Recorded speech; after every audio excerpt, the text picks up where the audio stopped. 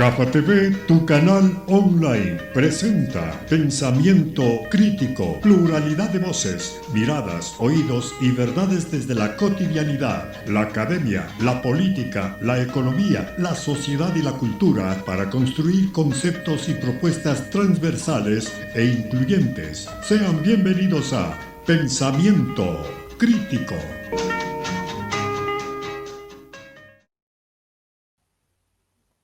Amigos de GAFA TV Ecuador, tengan ustedes muy buenas tardes.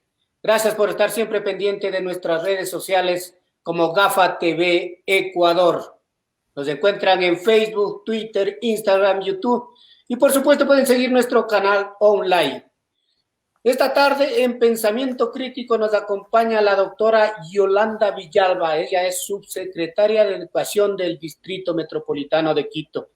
El tema que vamos a ver: los retos, las limitaciones en el inicio de clases que empieza el día de mañana, ¿no es cierto? Para eso empezamos y le damos paso a nuestro compañero, como todos los días, Fernando. Bienvenido, buenas tardes. Hola Galo, buenas tardes a los amigos en Ecuador y en el mundo que nos siguen a través de GAFA TV Ecuador. Pensamiento crítico todas las tardes a esta hora para analizar los temas más importantes con los protagonistas de la información y de la opinión. Este día, el último día del mes de agosto, octavo mes del año 2020. Saludamos cordialmente a la doctora Yolanda Villalba, subsecretaria de Educación del Distrito Metropolitano de Quito. Con ella vamos a conversar del inicio de clases del ciclo escolar 2020-2021 en la Sierra y el Oriente Ecuatoriano. Subsecretaria, mucho gusto, buenas tardes. Para comenzar, mañana alrededor de 6.473 establecimientos educativos, cerca de 100.000 docentes y más de 1.800.000 estudiantes vuelven a clases, pero con una modalidad especial, no es presencial, ¿verdad? Le saludo cordialmente y le invito a que nos diga cómo está el inicio de clases para el día de mañana, por favor. Fernando, muy buenas tardes. Galo, muy buenas tardes. Desde la Subsecretaría de Educación del Distrito Metropolitano de Quito, sus 9 direcciones distritales, les saludamos afectivamente, diciéndoles y manifestándoles que a partir del día de mañana, 1 de septiembre del 2020, vamos a iniciar nuestras clases en régimen Sierra Amazonía. Iniciamos este régimen escolar, iniciamos este nuevo año escolar señalándoles siempre que regresamos a las clases, pero desde la segunda fase. Juntos aprendemos y nos cuidamos. Quédate en casa, 100% estudiantes y docentes. Decirles que no vamos a regresar a la presencial en aulas, en las instituciones educativas. Regresamos a mantener y a generar el derecho a la educación desde estos espacios en los que ahora nos hemos ubicado. Los maestros a través del teletrabajo y los estudiantes a través de 3 ofertas. La presencial, quédate en casa, 100% estudiantes y docentes, y las otras 2 ofertas, la oferta abierta, virtual o en línea, y la oferta educación en casa o homeschooling. Muy bien, ahí está. Hemos iniciado aquí prácticamente las clases Sierra y Oriente en este diálogo con la subsecretaria de Educación del Distrito Metropolitano, Yolanda Villalba. Hay que precisar, el 1 de septiembre, es decir, mañana comienza clases y el primer trimestre termina el 29 de enero. Hay unas vacaciones cortitas y el 4 de febrero comienza el segundo trimestre para el 30 de junio terminar el año escolar 2020-2021. Ojalá exitosamente. Hablemos brevemente de las modalidades que tiene este nuevo mundo de la educación dado por la pandemia, dado por las circunstancias sanitarias. Por favor, puntualmente, ¿cuáles son esas modalidades u ofertas que tiene el Ministerio de Educación para los niños y jóvenes ecuatorianos? 3 ofertas se ha puesto a disposición de las instituciones educativas y de los padres, madres de familia, representantes legales y que son de conocimiento de la sociedad civil. La primera es esta presencial en su segunda fase. Juntos aprendemos y nos cuidamos. Quédate en casa, 100% estudiantes y docentes. manifestarles que esta presencialidad va a durar en esta modalidad de quédate en casa mientras el COE nacional no disponga lo contrario. ¿Por qué? Porque seguimos todavía con una curva epidemiológica que no nos permite regresar a las aulas y en la infraestructura. Señalarles también que se ha activado ya este plan educativo de continuidad educativa y están las instituciones conociendo para poder ver si postulan o no a un plan piloto para retornar a las aulas de manera progresiva. También esto es importante señalarles que esto es voluntario. A nivel de régimen Sierra Amazonía, en ninguna institución todavía se ha activado estos pilotajes. La segunda oferta que pone a disposición el Ministerio de Educación es la educación abierta. Esta educación abierta, Fernando y Galo, tiene dos modalidades. La una, la virtual, que es totalmente a distancia, asincrónica, a través de una plataforma denominadas aulas virtuales, en donde los estudiantes, de acuerdo a su organización personal y del contexto familiar, se articulan en un aula virtual y cumplen las tareas que en ella están subidas para poder ser evaluadas. Hay escasísimos momentos y tiempos de conexión real, como en este momento, para interactuar docentes y estudiantes. Y la educación abierta en línea, en cambio, son tiempos reales, son tiempos sincrónicos, es decir, como ahora que dijimos, nos vamos a conectar a tal hora y vamos a estar hasta tal hora, con una determinada agenda. La articulación entre docentes, estudiantes, padres de familia es mayor. Y la educación en casa o homeschooling, esta la tenemos desde el 2013. Sin embargo, nuestra ministra de Educación, Montserrat Kramer, pone a disposición de la ciudadanía educación en casa en la oferta ordinaria. Esta, en cambio, los padres de familia que han decidido, incluir a sus hijos en este tipo de oferta, son ellos los responsables de todo el proceso educativo de sus hijos desde casa. Y lo que hacemos es articularles con la inscripción, matriculación, la permanencia y la promoción en alguna institución educativa de cualquier sostenimiento. Esto es importante, son las tres ofertas para poder garantizar el derecho a la educación y articularnos y fortalecer la educación en emergencia. Para llevar a cabo, para ejecutar estas modalidades educativas de Ecuador, se necesita algunas cosas, tecnología, ¿cierto?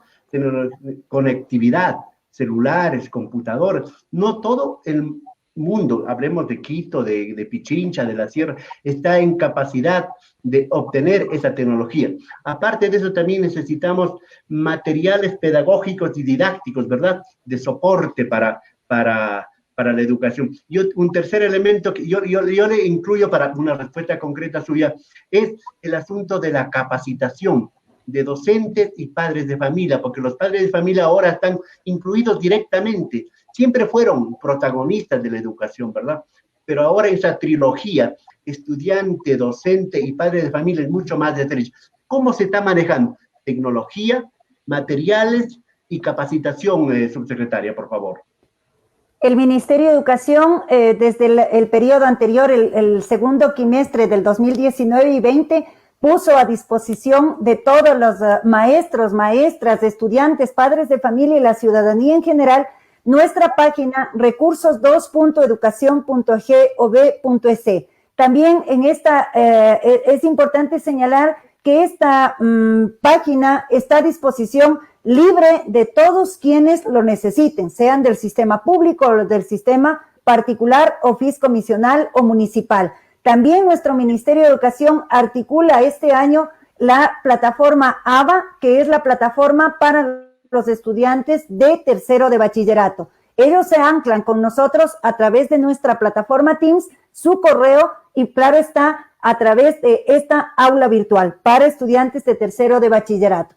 También se sigue fortaleciendo nuestro personal docente con capacitaciones en todas las áreas, no solamente en el manejo de las nuevas tecnologías, sino también el manejo del currículum compactado, priorizado para la emergencia, así como el desarrollo del pensamiento crítico como una de las habilidades blandas. Esto es importantísimo también señalar. En cuanto a los recursos tecnológicos, se ha ampliado, se ha robustecido las plataformas del Ministerio de Educación, tanto para lo que es el acceso de las calificaciones, el ingreso de los estudiantes a las plataformas para matrícula y también para los traslados entre regímenes. Es decir, seguimos articulando alianzas estratégicas con universidades públicas y privadas para fortalecer en todos los sentidos a nuestros maestros y maestras. También seguimos articulando para ellos y para nuestros estudiantes y nuestros padres, madres de familia, lo que se denominan las brigadas de contención emocional. 4 pilares han sido fundamentales en el trimestre anterior y vienen robustecidos en este segundo momento, que es la segunda fase de juntos aprendemos y nos cuidamos. Esto es el contacto, la contención emocional, la permanencia dentro del sistema educativo, y me ha parecido fantástico, Fernando, y la promoción dentro del sistema educativo también en este nuevo año escolar. Estamos conversando esta tarde de lunes 31 de agosto de 2020 con la doctora Yolanda Villalba. Ella es subsecretaria de Educación del Distrito Metropolitano de Quito. Hay que decirlo, estas disposiciones, estas normas, estas modalidades son para educación fiscal, municipal, fiscomisional y particular, que son las 4 modalidades de educación, ¿verdad? ¿Sí? Y un tema, el asunto de los padres de familia dicen, bueno, ¿y qué pasa? Van a pedirnos útiles escolares, van a hacernos comprar uniformes. ¿Qué pasa si nosotros queremos comprar y está carísimo y no podemos ingresar a comprar una computadora, a comprar un celular? ¿Cómo está eso? ¿Y qué guía se le puede dar a los padres de familia? Porque ahora este es un momento muy especial, subsecretaria. Este es del Ecuador diferente, antes, durante y después de la pandemia. Efectivamente, Fernando, nosotros como Ministerio de Educación hemos emitido ya los lineamientos para todo lo que corresponde al no solicitar uniformes, útiles escolares, entregarles listas de útiles escolares, mientras estemos en el contexto de la educación en emergencia. Mientras estemos en ese proceso, se ha dado ya a conocer a todas las instituciones. Efectivamente, Fernando, como señalaban a quienes son los seguidores de GAFA TV, mencionarles que el Ministerio de Educación ejerce rectoría sobre las instituciones de todo tipo de sostenimiento, sea el público fiscal, sea el público municipal, el fiscomisional, el particular laico y el particular religioso. Todas las instituciones tienen obligación de cumplir con estos lineamientos. Si vamos a de los retos, este es uno de los retos. Aprender a administrarnos en la emergencia, aprender a reciclar, a los padres, invitarles a que recuperen con sus hijos los lápices, los borradores, los marcadores, las hojas de los cuadernos que nos quedaron del año anterior, utilizar todo y reciclar para poder generar una economía dentro de este contexto, que es una de las aristas que también nos ha dejado este marco de la pandemia, de la enfermedad del COVID-19, la presencia de este SARS-CoV-2 en nuestros entornos a nivel nacional y mundial. Otra inquietud importante y que la gente está esperando respuestas es ¿qué pasa con los colegios particulares, con las escuelas, el asunto de las matrículas, el asunto de las pensiones? Porque hay quejas que no se está cumpliendo 100% la ley humanitaria, en este caso la educación, subsecretaria. Ahí vamos a diferenciar los costos de las 3 ofertas que tiene el sistema educativo, en este caso particular laico, particular religioso y fiscomisional, a quienes les rige una resolución de costos. La ministra de Educación, Montserrat Kramer, emitió toda la normativa para señalar que se suspendían las regulaciones de costo para el 2020-2021. ¿Esto qué significa? Que los padres de familia que tenían a sus hijos en estas instituciones deberán pagar la pensión que rigió hasta febrero 2020. Esa es la pensión que rige. Debo reconocer, algunas instituciones, a más de estar en lo señalado, han decidido aplicar rebajas en las pensiones o en las matrículas que van desde el 8% hasta el 35%, dependiendo de las realidades y el contexto. En segundo lugar, la oferta abierta en virtual, tanto virtual como en línea, tiene un costo del 65% en relación a la pensión efectivamente cancelada hasta febrero 2020. La educación en casa o homeschooling tiene un valor del 30% en relación a la pensión que pagaron hasta febrero 2020. Estos son los costos de los 3 tipos de ofertas. También es importante señalar, Fernando, y a los seguidores de GAFA TV, que la ley humanitaria, ¿cómo se la aplica? La ley humanitaria es para aquellos padres, madres de familia, representantes legales que presentan la solicitud a la autoridad de la institución educativa, señalando y, por supuesto, certificando que perdieron el empleo o que disminuyeron sus ingresos. La institución educativa procede a hacer el análisis para realizar la rebaja de hasta el 25% en el contexto de si son 1, son 5, son 10, son 20 estudiantes, dependiendo de la situación de esa institución educativa. También señalarles que la ley humanitaria dice que aquellos padres, madres de familia que no puedan seguir manteniendo a sus hijos o hijas y llegar a acuerdos en las instituciones en las que están adeudando hasta 6 meses, que es el marco del contexto de la pandemia, pueden acercarse al sector público. Nosotros estamos ofertando los cupos en el sector público fiscal para aquellos padres que no pueden llegar a acuerdos y que no pueden cancelar estos rubros de pensiones pendientes desde el marco de la pandemia, es decir, desde el 16 de marzo. Subsecretaria, en todo caso, hay que ser riguroso en el control, ¿verdad? Me imagino que va Totalmente. a ser riguroso en el control. Otras inquietudes, por ejemplo, la colación escolar, tomando como ejemplo aquel funesto hecho de que se pudrieron, que se destruyeron en las bodegas de los correos nacionales muchos millones de colaciones escolares. ¿Está previsto dar colación escolar? Y a la par le pongo otra pregunta. Los exámenes a los niños, exámenes de oído, de dentadura, de vista, exámenes de un sinnúmero de cosas que suelen hacerse a los niños, porque ahora es importante el hecho de estar dentro de las casas. No lo están haciendo, vacuna, todo eso, pero habrá que pensarlo eso para tener un control sanitario, un control de salud de los niños. ¿Cómo está eso, subsecretaria? Vamos con el tema de la colación escolar. Voy a referirme a la experiencia del Distrito 1. 1 es nuestro distrito que cubre las parroquias de Nanegal, Nanegalito, Pacto, Gualea, San José de Minas, en el que rige el régimen Costa Galápagos. En ellos estamos entregando a los padres, madres de familia, con todas las condiciones de bioseguridad, la alimentación escolar para nuestros niños. Recordemos que ahora la situación de la pandemia nos ha generado otras aristas de carácter económico, social, cultural, y es cuando más necesitan al menos estas 18 raciones entre sólidos y líquidos para nuestros niños. Igualmente está programado para el régimen Sierra Amazonía, dependiendo de las condiciones en las que nos encontremos, pero al menos está pendiente también hacer esa entrega para que efectivamente no se caduquen, no se dañen en las bodegas en donde se han suscrito los convenios con el Ministerio de Educación. También reiterar que este tema lastimoso de esta pérdida de alimentos escolares no correspondía al Ministerio de Educación, sino administraciones anteriores directas con los correos del Ecuador. Y con la segunda pregunta era, Fernando, se me fue.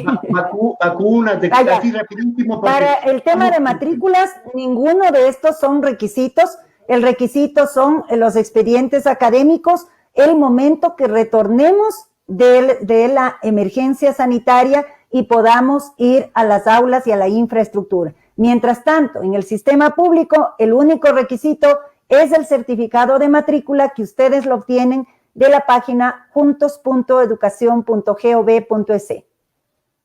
Seguimos conversando con la subsecretaria Yolanda Villalba.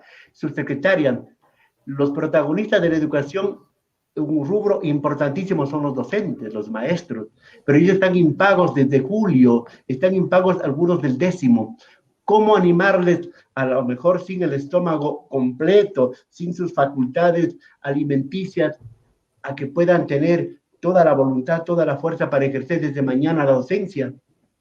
Les hablo desde el corazón de una maestra por vocación, convicción, por amor a lo que hace. Cuando uno ama lo que hace, encontrará miles de razones para seguirlo haciendo. Y cuando uno no ama lo que hace, encontrará miles de excusas para dejar de hacerlo. Es entendible, es el contexto económico en el que nosotros como país nos encontramos. No solo es el maestro, maestra, el empleado del Ministerio de Educación, son varios ministerios. El Ministerio de Educación ha cumplido con la entrega de la nómina al Ministerio de Finanzas y estamos a la espera del cronograma de acuerdo a la agenda que depende del Ministerio de Finanzas. ¿Qué decirles? Cuando uno ama lo que hace, no tiene tiempo, le falta el tiempo. Cuando uno ama lo que hace, entrega todo de sí. Y eso ha hecho el docente, porque recuerden que nuestros maestros y maestras están trabajando ya desde el 19 de agosto, después de un merecido descanso. En la planificación. Pero alguien me pregunta, ¿pero los altos funcionarios del gobierno sí están al día en los pagos? Bueno, no, todos estamos todavía pendientes de nuestros pagos, administrando nuestras finanzas. Bueno, en todo caso, algunos vivirán de las rentas, otros un poco de los ahorros, en todo caso, ¿verdad? Vamos avanzando. Efectivamente. ¿No ha habido despidos, desvinculación de docentes en esta pandemia?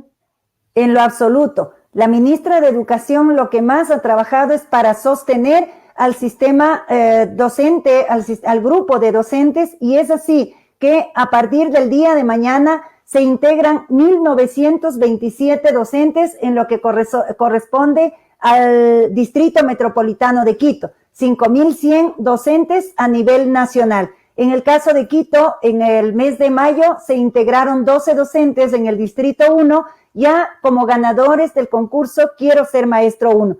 También a partir del 1 de septiembre se integran quienes postularon a esta plataforma de contratos en el sector docente denominada Educa Empleo. El sector docente ha sido una de las prioridades para la gestión de la política pública de la ministra Montserrat Kramer. Vamos terminando este diálogo y quiero hacerle un combo de preguntas. Perdóneme por el aprieto del tiempo y por sus preocupaciones. ¿Han habido cierre de colegios particulares para este periodo? ¿Han habido, por ejemplo, que estudiantes, usted debe saber, que se quedan sin poder estudiar, sin ese derecho que usted puntualiza a la educación, un derecho humano? ¿Y ha habido migración? ¿Cómo ha habido la migración de estudiantes del sector privado al sector público? Así es ese combo, a ver si podemos responderlo.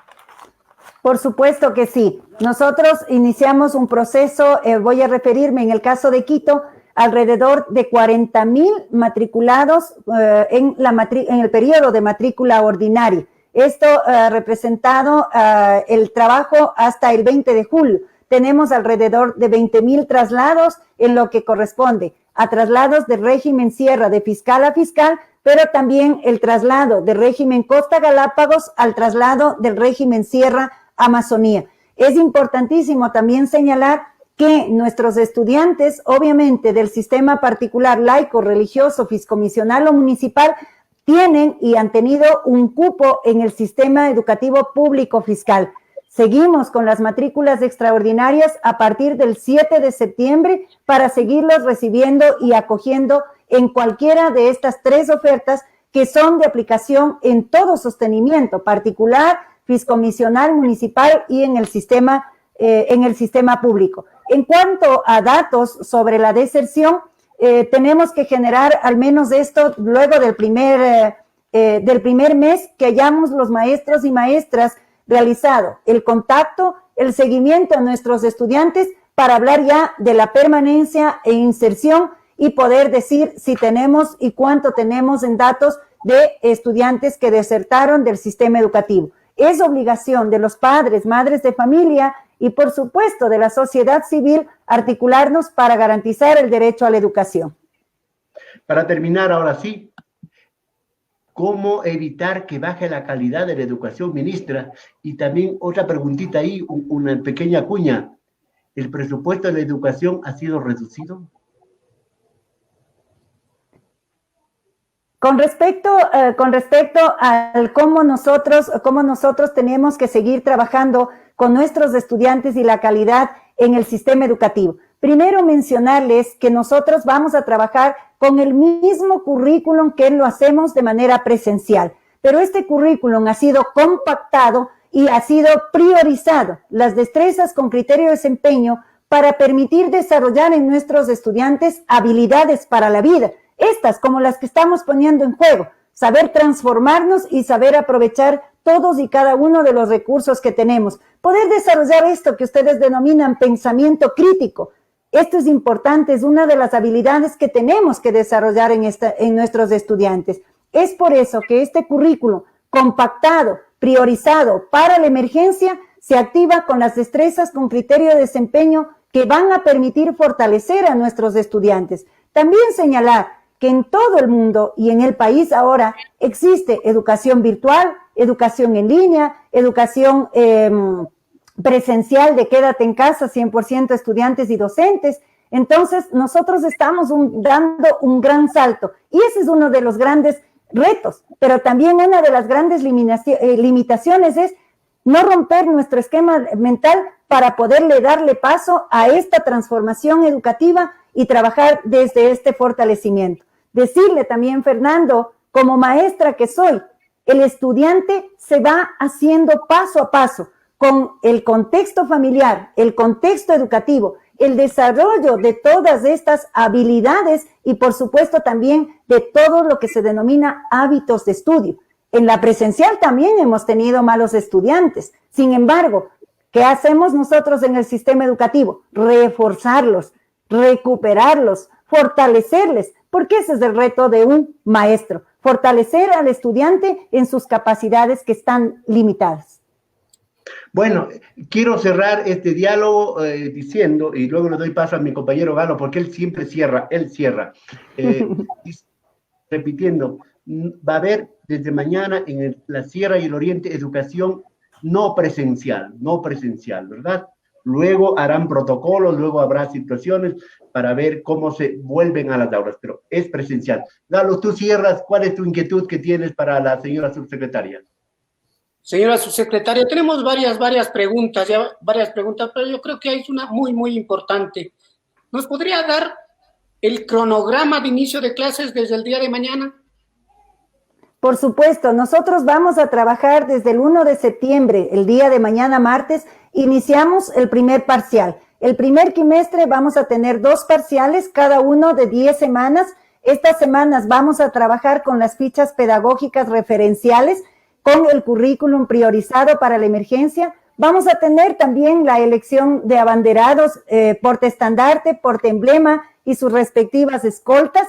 En estos primeros 10 días, el Consejo Ejecutivo va a tener esta tarea para poder, obviamente, seleccionar a los estudiantes que se han destacado. Estamos trabajando en ello y, por supuesto, les invitamos a seguir articulándonos en todo este cronograma del primer quimestre.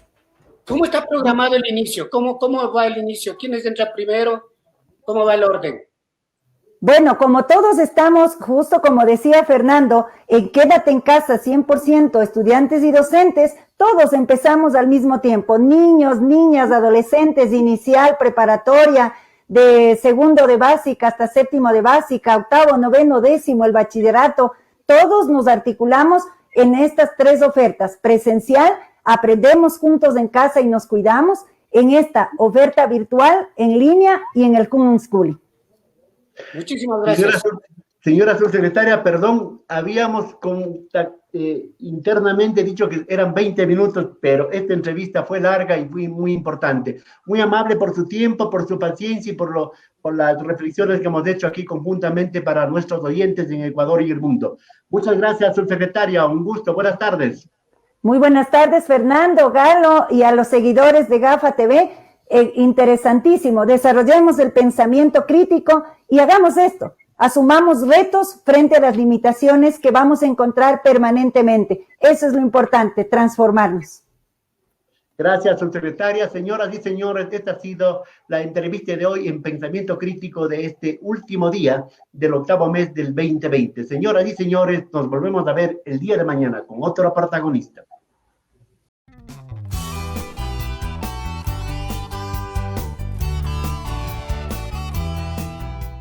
Somos Gafa TV Online, desde Quito, Ecuador, para todo el mundo.